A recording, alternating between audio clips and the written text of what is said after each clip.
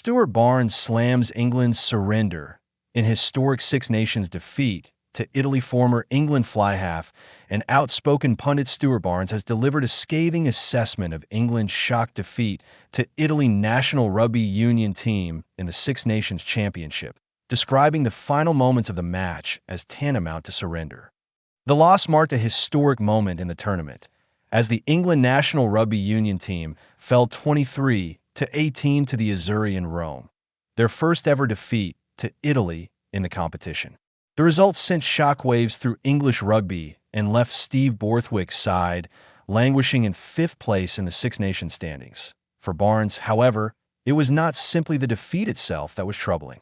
Instead, he focused on what he viewed as England's passive and overly structured approach in the closing stages of the match, a decision he believes perfectly encapsulates the problems facing the team under head coach Steve Borthwick. A historic night for Italy. Italy's victory represented a major milestone for the Azzurri in the Six Nations era. For years, Italy have struggled to compete consistently with the tournament's traditional powers, often finishing at the bottom of the table. Yet in Rome, the Italian side produced a determined and composed performance to claim a famous win. England entered the match as favorites but struggled to impose themselves, allowing Italy to remain competitive throughout the contest. Ultimately, the Azzurri capitalized on England's lack of creativity and tactical flexibility to secure the 23-18 victory, a result that will be remembered as one of the most significant wins in Italian rugby history. While the achievement deserved celebration in Italy, the aftermath in England has been dominated by criticism of the team's strategy and decision. Making the controversial final lineout, Barnes directed his harshest criticism at England's final play of the match. With time running out and the score still within reach, England were presented with what appeared to be one last opportunity to challenge for possession. Italy had a lineout deep inside their own half, around 60 meters from England's try line. Under normal circumstances, a trailing team would aggressively contest the set piece in hopes of disrupting possession, forcing a turnover, or at least creating chaos that might produce one final attacking opportunity.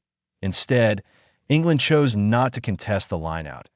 According to Barnes, the decision allowed Italy to secure the ball comfortably and set up a maul before kicking the ball in a touch to end the game. For the former England fly half, the image of English players standing back and allowing Italy to control the final moment of the match was deeply frustrating. In his column for The Times, Barnes described the scene in stark terms. He argued that the English players should have been leaping into the air to challenge Italy's throw-in and put pressure on the opposition. Instead, he observed that they remained firmly on the ground, effectively conceding possession without resistance. Barnes said the moment felt like a symbolic surrender rather than a final effort to salvage the game. A missed opportunity to apply pressure. Barnes highlighted the role of Italy's hooker Tommaso Di Bartolomeo in the final sequence. From Barnes' perspective, the Italian thrower should have faced significant pressure from England's tall and athletic forwards.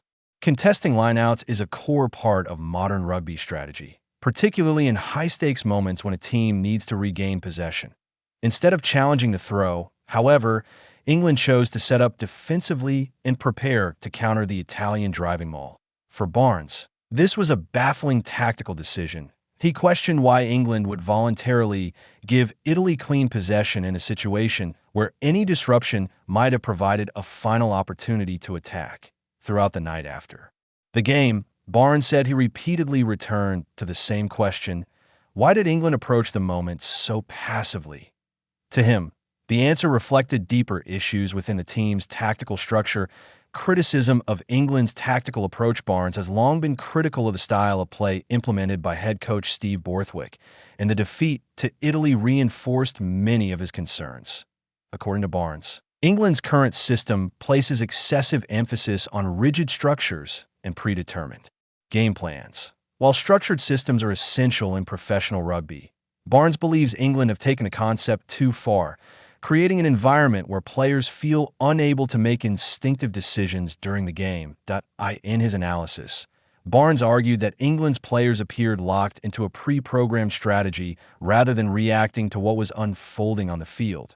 The result, he suggested, was a team that looked predictable and limited in its attacking creativity. the breakdown. And lack of initiative. Barnes also pointed to England's performance at the breakdown as an example of the team's tactical rigidity. Throughout the match, he observed that England's scrum halves appeared reluctant to deviate from the established plan. Instead of probing around the fringes of the ruck or attempting quick breaks to challenge Italy's defensive line, England repeatedly stuck to a conservative pattern focused on kicking for territory.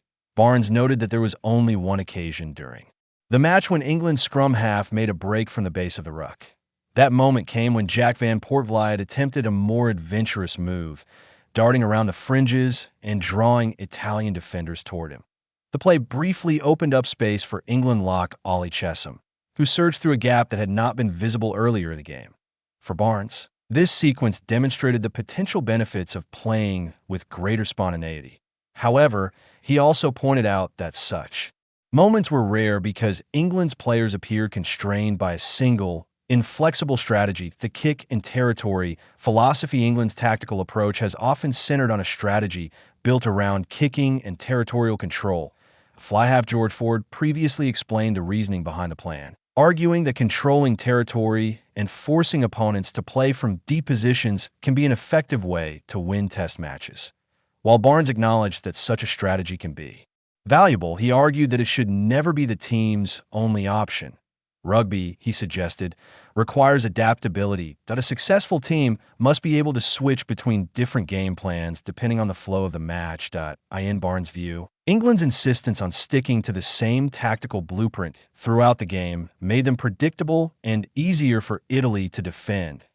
Overcoaching and loss of player freedom. One of Barnes' most pointed criticisms concerned what he described as the overcoaching of the England team. Borthwick has frequently stated that he wants players to bring the strengths they display for their clubs into the international arena. Yet Barnes argued that this philosophy has not been evident during the 2026 Six Nations campaign. Instead, he believes England's players have become so accustomed to following strict tactical instructions that they struggle to adapt when unexpected opportunities arise. Barnes suggested that the environment created by the coaching staff may inadvertently discourage players from thinking independently. When every aspect of the game is governed by detailed systems and structures, players may feel reluctant to improvise, even when the situation demands a predictable game plan. According to Barnes, watching England execute their game plan has become painfully predictable. He believes the team has become overly reliant on statistical analysis and predefined strategies, resulting in a style of play that lacks creativity. Barnes suggested that England's structures likely extend to every aspect of their performance, from defensive organization to lineout strategy. A brutal assessment. Barnes' criticism became particularly sharp when he reflected on the final lineout moment. He argued that such a passive approach was almost unprecedented in recent Six Nations matches. In his view, the situation presented two possible explanations. Either the captain made a poor decision or the team was operating within an overly rigid coaching structure. Looking ahead to France, England's next challenge will come against the formidable France national rugby union team, one of the tournament's strongest sides. Barnes warned that France are likely to respond strongly after conceding 50 points in their previous match against Scotland. As a result, England will face an opponent determined to tighten its defensive systems and restore its reputation. A call for balance. In Barnes' view, the key to England's improvement lies in finding a better balance between structure and spontaneity.